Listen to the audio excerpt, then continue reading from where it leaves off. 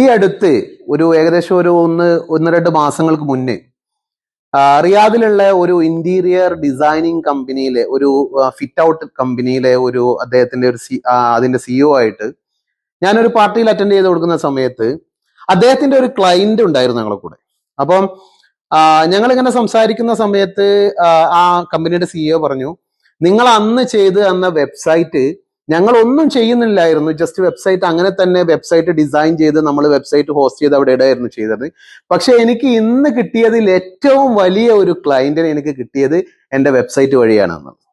അപ്പൊ ഞാനിവിടെ പറഞ്ഞു വരുന്നത്, നമ്മളുടെ ഒരു ബിസിനസ്സിൽ ഒരു വെബ്സൈറ്റ് എത്രമാത്രം സ്വാധീനം ചെലുത്തുന്നു എന്നുള്ളതാണ്.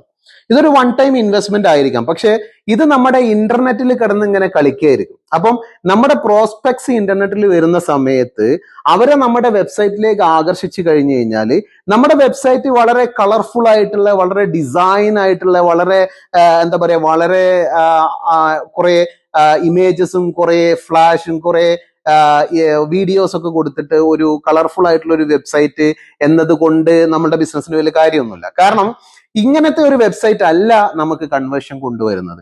അപ്പോൾ നിങ്ങളുടെ ഒരു ബിസിനസ്സിൽ നിങ്ങളൊരു വെബ്സൈറ്റ് ഡിസൈൻ ചെയ്യുകയാണെങ്കിൽ വെബ്സൈറ്റ് നിർബന്ധമായ ഒരു കാര്യമാണ് നമുക്ക്. കാരണം വെബ്സൈറ്റ് നമ്മൾ അറിയാണ്ട് തന്നെ നമ്മളുടെ പ്രസൻസ് നമ്മൾക്ക് ഇന്റർനെറ്റിൽ അവൈലബിൾ ആക്കുകയും ഈ വെബ്സൈറ്റ് വിസിറ്റ് ചെയ്യുന്ന ആളുകളെ നല്ല ഒരു ലീഡ് മാഗ്നറ്റ് ഉപയോഗിച്ചുകൊണ്ട് നമ്മൾക്ക് അവരുടെ കോണ്ടാക്ട് ഡീറ്റെയിൽസ് കളക്ട് ചെയ്യാൻ നമുക്ക് സാധിച്ചു കഴിഞ്ഞു കഴിഞ്ഞാൽ അത് വളരെ ഈസിലി കൺവേർട്ടബിൾ ആയിട്ടുള്ള ഒരു ലീഡ് ആയിരിക്കും എന്നുള്ളതാണ് ഇതിന്റെ പ്രത്യേകത.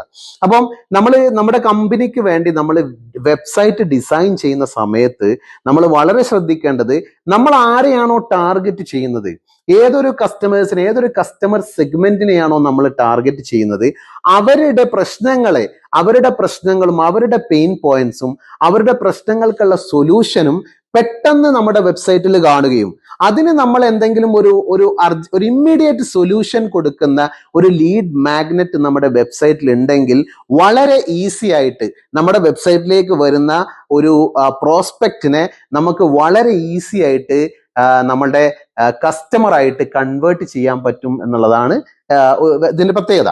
അപ്പം നിങ്ങൾക്ക് നിങ്ങളുടെ ബിസിനസ്സിന് ഒരു വെബ്സൈറ്റ് ഇല്ല എങ്കിൽ നല്ല ഒരു വെബ്സൈറ്റ് ഡിസൈൻ ചെയ്ത്, നല്ലതെന്ന് പറയുമ്പോൾ ഞാൻ പറഞ്ഞ രീതിയിലുള്ള കണ്ടന്റ് ആ ഒരു നമ്മളുടെ കസ്റ്റമേഴ്സിന്റെ പെയിൻ പോയിന്റ്സും അവരുടെ ഇഷ്യൂസും അതിനുള്ള സൊല്യൂഷനും കൊടുത്തിട്ടുള്ള നല്ലൊരു വെബ്സൈറ്റ് നമുക്ക് ഉണ്ടായി കഴിഞ്ഞു കഴിഞ്ഞാൽ നമുക്ക് തീർച്ചയായിട്ടും നല്ലൊരു ലീഡ് മാഗ്നറ്റും നമ്മൾ അതിൽ പ്ലേസ് ചെയ്ത് കഴിഞ്ഞു കഴിഞ്ഞാൽ മാക്സിമം പ്രോസ്പെക്ട്സിനെ നമ്മളുടെ അടുത്തേക്ക് എടുപ്പിക്കാനും അത് നമ്മുടെ കസ്റ്റമേഴ്സ് ആക്കി മാറ്റാനും സാധിക്കും എന്നുള്ളതാണ്.